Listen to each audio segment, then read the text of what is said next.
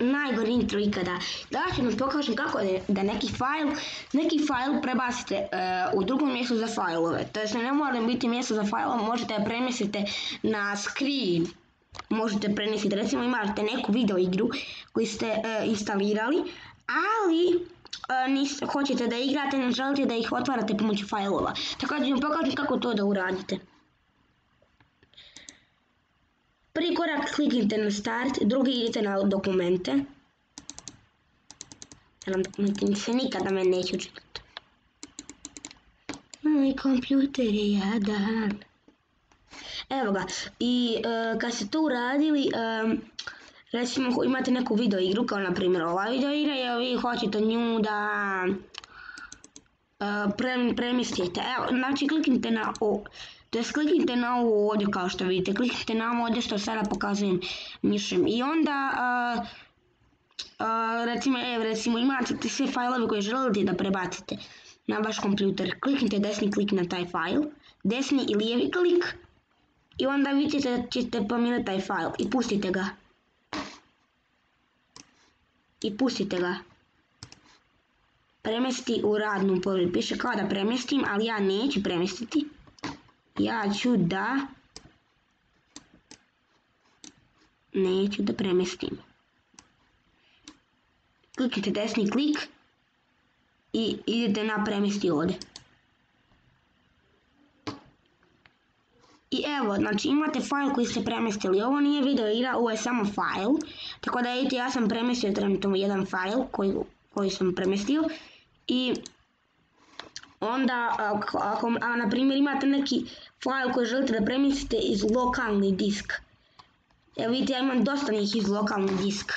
Opet kliknite ovo, koje sada pokazujem mišem. I prebacite bilo koji fajl, znači desni klik i premjesti ovdje i premjesti ovdje. Samo trenutak, action, file, premjesti ovdje i idete na pokušaj ponovo.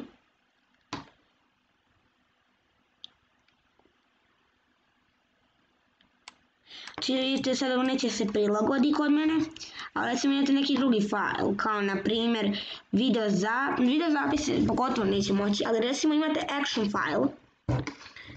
file, želite ga premjestiti u video zapise i kliknite ovdje premjestiti u video zapise i idete premjestiti ovdje. I sad trebate sačekati da on nestane. Ali meni neće zato što nije fajl povezan sa ovim fajlom. Znači možete premjestiti fajlove koji su slični, ali ne možete premjestiti fajlove koji su, recimo ne možete premjestiti fajl video igre, to jest ne možete premjestiti fajl video zapisa u screen, znači to je nemoguće. Recimo možete premjestiti fajl, recimo koji fajl možete premjestiti? Znači recimo možete premjestiti fajl koji je recimo video zapis, ali nije do kraja otvoren video zapis i onda recimo snimite action video, kliknite na video, idete na premjesti folder i imat ćete fajl na lokalni disk. I onda taj fajl koji ste, bit će vam tu i onda recimo kliknete na taj fajl, recimo video zapis action, prebacite u video zapis ili snimci kamere, znači tu meni neće moći, zato što premjesti ovdje. Vidite neće, zato što jednostavno fajl nije povezan sa tim fajlovima, nisu slični fajlovi.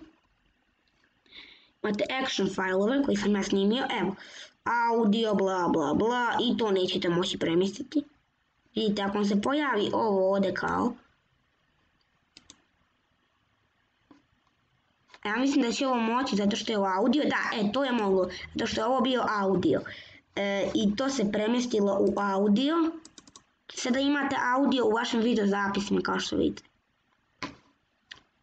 Vidite da je prazno, znači premjestili ste audio fajl u video zapise, znači premjestili ste taj fajl u video zapise, tako da, vidite, evo mogu još i nešto da pokažem kao na primjer.